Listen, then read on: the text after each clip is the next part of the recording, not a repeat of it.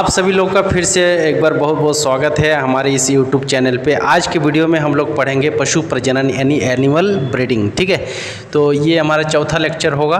तो चलिए देख लेते हैं कि पशु प्रजनन में अपन को क्या क्या पढ़ना है। तो इसका पहले ऑब्जेक्टिव यानी उद्देश्य क्या क्या होनी चाहिए, पशु प्रजनन का उद्देश्य क्या क्या होना चाहिए। तो फर्स्ट जो उद्देश्य होता है इसका प्रोडक्शन। ठीक है, चाहे वो मांस के उद्देश्य से हो, चाहे दूध उत्पादन के हो, चाहे अंडे उत्पादन हो।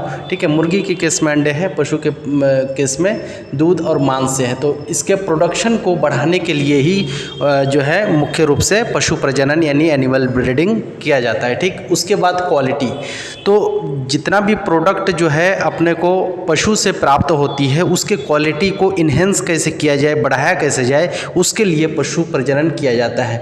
नेक्स्ट है हाइब्रिड बिगर। हाइब्रिड बिगर का मतलब है संकर ओज, यानी कि अगर बाप 1 नंबरी है तो बेटा 10 नंबरी है। कहावत सुने हैं ना। तो हाइब्रिड बिगर में भी ठीक ऐसे ही होता है।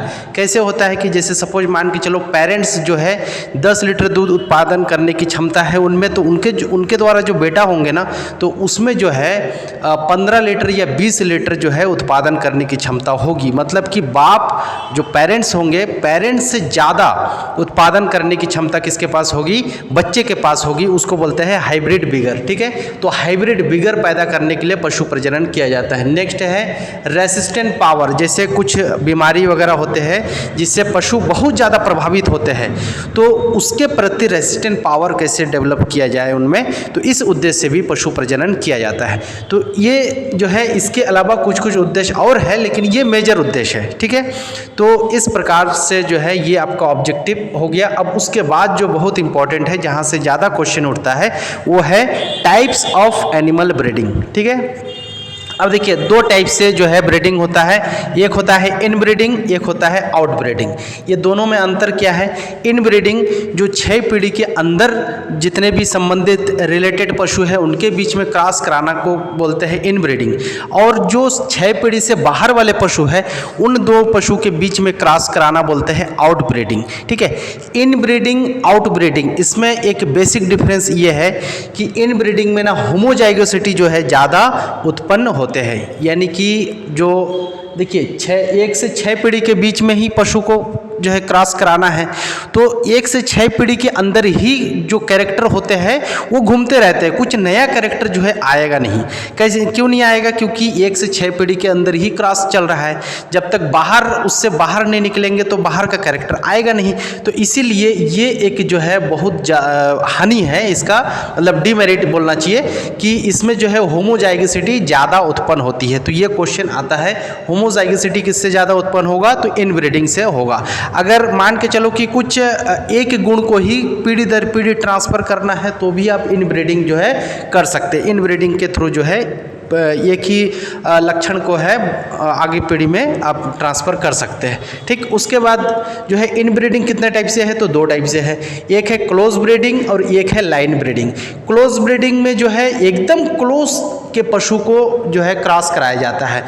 जो 1 से 2 पीढ़ी से संबंधित पशु को ही आपस में क्रॉस कराते हैं उसको बोलते हैं क्लोज ब्रीडिंग। जैसे कि इसका एग्जाम्पल में याद रखिएगा, भाई बहन, पिता पुत्री, तो इस प्रकार से एकदम नज़दीक जो है रिलेटेड पशु को ही आपस में क्रॉस कराते हैं, उसको बोलते हैं क्लोज ब्रीडिंग। इसमें होमोजाइगोसिटी बहुत ज़्यादा उत्पन्न होती है। ठीक है, और इसमें अगर मान के चलिए कि कुछ जो है अप्रभावी यानी रेसेसिव लक्षण भी होगा तो वो भी पीढ़ी दर पीढ़ी जो है आगे बढ़ जाता है। तो ये जो है बहुत बोलना चाहिए कि एक घटिया मेथड है। ठीक, उसके बाद नेक्स्ट है लाइन ब्रीडिंग। लाइन ब्रीडिंग जो है 2 से 6 पीढ़ी के बीच में पशु को क्रॉस कराते हैं। इसमें भी हालांकि इन होमोजाइगोसिटी उत्पन्न होता है, लेकिन इससे थोड़ा सा ये जो है ना बेहतर है। तो इसका जो है पीढ़ी ध्यान रखिएगा 2 से 6 पीढ़ी के बीच में क्रॉसिंग होता है। जैसे एग्जाम्पल है चचेरे भाई बहन, परदादा पोती, पोता परदादा जो है परदादी। तो इन जो है इस प्रकार से क्रॉसिंग होता है, इसको बोलते हैं लाइन ब्रीडिंग। तो ये दोनों टाइप से जो है क्रॉसिंग मेथड किस में आएगा, इन ब्रीडिंग के अंतर्गत आएगा। ठीक है, एक है क्लोज ब्रीडिंग और दूसरा है लाइन ब्रीडिंग, ये ध्यान रखिएगा।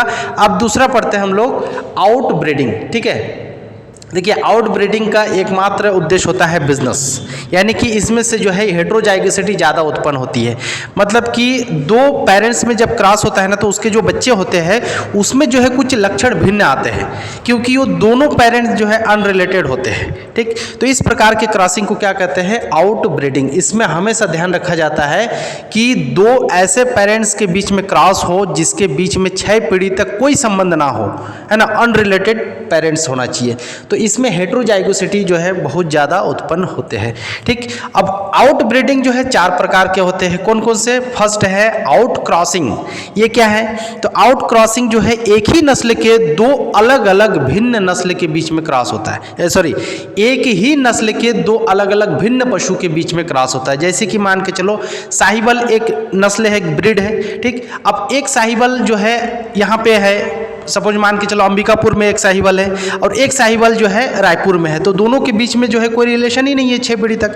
तो इन दोनों के बीच में क्रॉस कराना क्या कहलाता है? आउट क्रॉसिंग कहलाता है। ठीक है, इसमें नस्ल ब्रीड सेम रहेगा बट पशु दोनों जो है भिन्न रहेंगे, अनरिलेटेड होंगे। ठीक, दूसरा है क्रॉसिंग। क्रॉसिंग में ना जो है जाति एक ही होंगे लेकिन दो अलग अलग ब्रीड्स होंगे। जैसे गाय भैंस, दो अलग अलग जाति हुआ, तो गाय के दो अलग अलग नस्ल के बीच में हम लोग जो है क्रॉस कराते हैं, उसको बोलते हैं क्रॉसिंग। क्रॉसिंग जो है 4 टाइप से होता है। क्रिस, अब देखिए उसके बाद हम लोग जो है समझते हैं कि टॉप क्रॉसिंग किसे कहते हैं।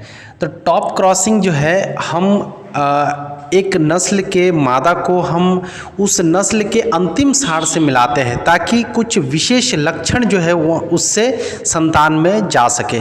तो इसका मेन उद्देश्य वही रहता है कि किसी विशेष लक्षण को संतान में लाना ही इसका मेन उद्देश्य रहता है। इसीलिए हम उस नस्ल के अंतिम सार से मिला देते हैं ताकि वहाँ से डायरेक्ट कुछ विशेष लक्षण जो है संतान में पहुँच सके। ठीक, नेक्स्ट है बैक क्रॉसिंग। बैक क्रॉसिंग में क्या करते हैं कि जब हम ए एंड बी को जो है क्रॉस कराते हैं तो इससे जो F1 प्राप्त होता है, फिर F1 को जो है डायरेक्ट ए से या फिर बी से जब क्रॉस करा देते हैं तो इस प्रकार के क्रॉसिंग को क्या कहते हैं? Back crossing. उसके बाद जो है तीसरा मेथड क्या है? हाइब्रिडाइजेशन। देखिए हाइब्रिडाइजेशन में क्या करते हैं, हम इसमें दो अलग अलग पशु के जाति को लेके क्रॉस कराते हैं। इसमें दो अलग अलग नस्ल को लेके क्रॉस करा रहे थे, अब इसमें हम जो है क्या करते हैं, दो अलग अलग जाति, जैसे गाय एक जाति हो गया और भैंस एक जाति हो गया, तो दो अलग अलग जो है ऐसे जाति के बीच में क्रॉस कराते हैं। तो इस प्रकार के क्रॉसिंग को क्या बोलते हैं? हाइब्रिडाइजेशन। इसमें ज़्यादातर जो है हाइब्रिड विगर यानी कि संकर ओज उत्पन्न होते हैं। इसका जो है मेन पर्पस क्या होता है कि शारीरिक कार्य के लिए, अगर किसी पशु से काम लेना है, बोझा ढोवाना है, हल जुताई करना है, तो इस विधि से पशु उत्पन्न करिए। ठीक, क्योंकि अधिकतर पशु इसके द्वारा उत्पन्न किए गए अधिकतर पशु क्या होते हैं कि शारीरिक मतलब शरीर जो है स्ट्रांग रहते हैं, काम करने में बहुत ज़्यादा आगे रहते हैं। ठीक है, और इस प्रकार के पशु जो है बांझ होते हैं, स्ट्राइल होते हैं। तो ये आपका हाइब्रिडाइजेशन हो गया। नेक्स्ट है ग्रेडिंग ऑफ। ग्रेडिंग ऑफ विधि जो है वहाँ पे अपनाया जाता है जहाँ पे पशु को या फिर लो ग्रेड पशु को सुधारा जाता है। ठीक है, या फिर देसी नस्ल हो गया या फिर बिगड़ी हुई नस्ल हो गया, अब उसको सुधारने के लिए कौन सा विधि सर्वोत्तम है? तो ग्रेडिंग ऑफ। ठीक, तो ये चारों विधि को हम डिटेल जो है समझेंगे 1 बाय 1। तो चलिए डिस्कस कर लेते हैं। जो है इनब्रीडिंग को समझ लिए हैं, इनब्रीडिंग के दोनों टाइप्स को भी समझ लिए हैं। अब हम लोग आउटब्रीडिंग पढ़ेंगे, इसके जो टाइप्स हैं इसको थोड़ा सा डिटेल में चर्चा करेंगे।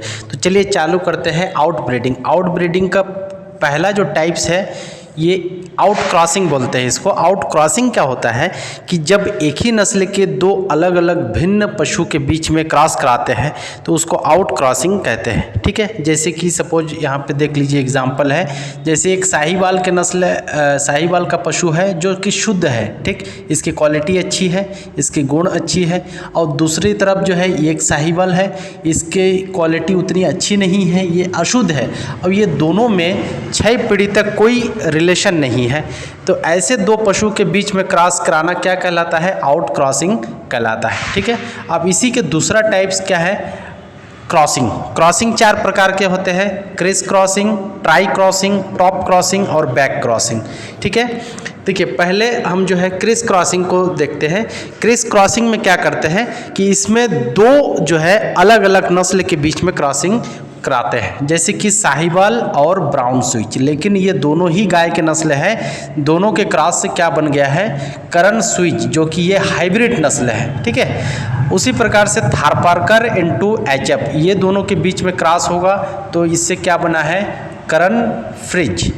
उसी प्रकार से सिंधी और जर्सी, इसके बीच में क्रॉस हुआ तो जरसिंधी। तो ये तीनों एग्जाम्पल बहुत इंपॉर्टेंट है, ध्यान रखिएगा। जैसे कि दो अलग अलग नस्ल के बीच में क्रॉस होता है ना, तो इसमें जो है ना तत्कालीन पिता का रक्त जो है 2/3 भाग इसमें जाता है, और जो दूसरा नस्ल हम यूज किए इसका रक्त 1/3 भाग इसमें जाता है। तो ये ध्यान रखिएगा। और इस प्रकार के क्रॉसिंग का मेन उद्देश्य क्या होता है, प्रोडक्शन, ठीक है। दूध उत्पादन को अधिक से अधिक लेने के लिए ही इस प्रकार से क्रॉसिंग कराया जाता है। और ये दोनों क्रॉसिंग को कराया गया है एनडीआरआई, ठीक है। तो एनडीआरआई में करण स्विच और करण फ्रिज का विकास किया गया है, तो ये ध्यान रखिएगा। अब चलते हैं नेक्स्ट क्रॉसिंग जो है ट्राई क्रॉसिंग, इसको ट्रिपल क्रॉसिंग या रोटेशनल क्रॉसिंग भी कहते हैं। अब इसका मेन पर्पस क्या है, मांस उत्पादन, ठीक है। इस प्रकार के क्रॉसिंग का मेन उद्देश्य रहता है मांस उत्पादन। इसका एक बहुत फेमस एग्जाम्पल है फुले त्रिवेणी, इसमें 3 अलग अलग नस्ल को लिया है और जिसको आपस में क्रॉस कराया। अब इसमें क्रॉस कराते कैसे है, थोड़ा सा देख लो इधर। जैसे कि हमने 3 अलग अलग नस्ल लिया, ए, बी और सी, ठीक है। तो पहले 2 नस्लों को आपस में क्रॉस करा दिए, ए और बी, इससे बना है F1। अब इसको फिर से सी से करा दो तो ये बन जाएगा F2। F2 को फिर एक बार ए से कराओ तो ये बन गया F3। F3 को एक बार बी से कराओ तो ये बन गया F4, और F4 को एक बार सी से कराओ तो ये बन जाएगा फाइनल F5। तो यह F5 जो है हमारा ये फाइनल प्रोडक्ट है, ठीक है। अब इसमें देखो, इसमें तत्कालीन पिता का ना 4/7 भाग रक्त इसमें आएगा, जबकि इसके दादा का रक्त 2/7 भाग आएगा, और इसके जो तीसरा नस्ल हमने उपयोग किया था 1/7 भाग रक्त जो है इसमें आएगा, ठीक है। तो इस प्रकार से जो है ट्राई क्रॉसिंग जो है यूज किया जाता है, ठीक। अब उसके बाद नेक्स्ट है टॉप क्रॉसिंग। तो टॉप क्रॉसिंग में हम क्या करते हैं, टॉप क्रॉसिंग में हम किसी पशु के जो है इसमें इसका मेन उद्देश्य रहता है कि बच्चे में कोई विशेष गुण लाना, ठीक है। तो इसमें हम मादा को उसके अंतिम साढ़ से मिला देते हैं कि उस नस्ल के जितने भी पुराने से पुराने साढ़ अवेलेबल हो उससे मिला देते हैं, जिससे कि ये इसके अंदर जो कुछ विशेष लक्षण है वो डायरेक्ट जो है किस में चला जाता है, आने वाले फर्स्ट F1 पीढ़ी में चला जाता है। तो इस प्रकार से क्रॉसिंग हम किसी विशेष गुण को लाने के लिए करते हैं।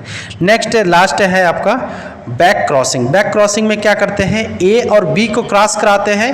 अब इससे जो F1 पैदा होता है ना, इसको फिर ए या फिर बी से करा देते हैं, दोनों में से किसी से भी करा देंगे। तो इस प्रकार के क्रॉसिंग को बोलते हैं बैक क्रॉस। अब इसके बाद हम लोग तीसरा विधि जो पढ़ेंगे, तीसरा मेथड है क्रॉसिंग के बाद क्या पढ़े थे हम लोग, हाइब्रिडाइजेशन, तो उसको पढ़ेंगे। चलिए फिर उसके बाद जो है हम लोग देखते हैं हाइब्रिडाइजेशन, ठीक है। हाइब्रिडाइजेशन का मतलब क्या है, देखिए इसका मेन उद्देश्य क्या होता है कि हमको अगर किसी पशु से काम लेना है, बोझा ढोना है, हल जोतवाना है, तो इस प्रकार के शारीरिक कार्य लेना है, तो आपके उस पर्पज से जो है हाइब्रिडाइजेशन सबसे बेस्ट होता है। इस विधि से जितने भी पशु उत्पन्न होते हैं ना, ये अधिकतर जो है स्ट्राइल होते हैं, यानी कि बांझ होते हैं। और इसमें इससे जितने भी पशु डेवलप होते हैं, इसमें बहुत ज़्यादा संकर ओज होते हैं, यानी कि हाइब्रिड विगर होते हैं। ये काम करने में बहुत सक्षम होते हैं, अपने पेरेंट्स से भी ज़्यादा सक्षम होते हैं। इसके कुछ एग्जाम्पल है, देख लीजिएगा। कुछ एग्जाम्पल आप देख लेते हैं कि गधा इंटू घोड़ी से क्या उत्पन्न हुआ, खच्चर, जो कि ये गधा से भी ज़्यादा काम करने में सक्षम है। गधी इंटू घोड़ा से क्या उत्पन्न हुआ, हिन्नी। यक इंटू गाय से उत्पन्न हुआ, पिन्नू। अमेरिकन गाय इंटू अमेरिकन भैंस से केटेलो उत्पन्न हुआ। तो ये एग्जाम्पल आप ध्यान में रखिएगा, डायरेक्ट क्वेश्चन आ सकता है, ठीक। उसके बाद नेक्स्ट मेथड है ग्रेडिंग ऑफ। ग्रेडिंग ऑफ नाम से ही क्लियर है कि किसी नस्ल को सुधारना, उसके जो है क्वालिटी को सुधारना ही इसका मुख्य उद्देश्य है। किसी देसी नस्ल या बिगड़े हुए नस्ल को सुधारना ही इसका मुख्य उद्देश्य है, ठीक है। और ये एक स्लो प्रोसेस है, इसमें बहुत समय लग जाता है। किसी बिगड़े हुए नस्ल को सुधारने में लगभग जो है 7 साल का समय लग जाता है। इसमें 7 पीढ़ी जो है लग जाती है। देखिए फर्स्ट पीढ़ी में जो है 85% सुधार पाते हैं, सेकेंड पीढ़ी में 75%, थर्ड पीढ़ी में 87%। इस प्रकार से देखेंगे तो 7वां पीढ़ी में जाके 99.22% जो है सुधार होता है। इसको सुधारने के लिए क्रॉसिंग कैसे किया जाता है तो यहाँ पे दिखाया गया है। देखिए ये एक जो है नस्ल है जो सबसे बेहतरीन नस्ल है, यानी कि शुद्ध नस्ल है। अब सुधारना किसको है? बी नस्ल को सुधारना। ये देसी और बिगड़ी हुई नस्ल है। अब इसको जो है इसके साथ क्रॉस करेंगे तो होगा F1। अब F1 को फिर से ए के साथ क्रॉस कराना है, फिर उसके बाद F2 को फिर ए के साथ क्रॉस कराना है। इस प्रकार से 7 पीढ़ी तक क्रॉस कराओगे तो इसमें 99% जो है लक्षण जो है सुधर हो जाएगा। 99% लक्षण किसका आ जाएगा? ए का। तो इसी प्रक्रिया को ही बोलते हैं ग्रेडिंग ऑफ। ठीक, इसी प्रोसेस से बिगड़ी हुई नस्ल को सुधारा जाता है। अब अगर डायरेक्ट क्वेश्चन पूछ दिया कि 5वां पीढ़ी में कितना प्रतिशत रक्त सुधार होगा या कितना प्रतिशत लक्षण आएगा ए का, तो आप इस फार्मूला से निकाल सकते हो। n बराबर पीढ़ियों की संख्या है, यहाँ पे टू द पावर n कर दो। n के जगह जितना पीढ़ी पूछेगा 4 है तो 4 लिखो, 5 है तो 5 लिखो, सॉल्व कर दो, आ जाएगा। ठीक है, तो ये जो है आपका पूरा जो है ब्रीडिंग वाला चैप्टर कंप्लीट हो गया है। अब इसके बाद जो है हम लोग नेक्स्ट चैप्टर पढ़ेंगे। जय हिंद।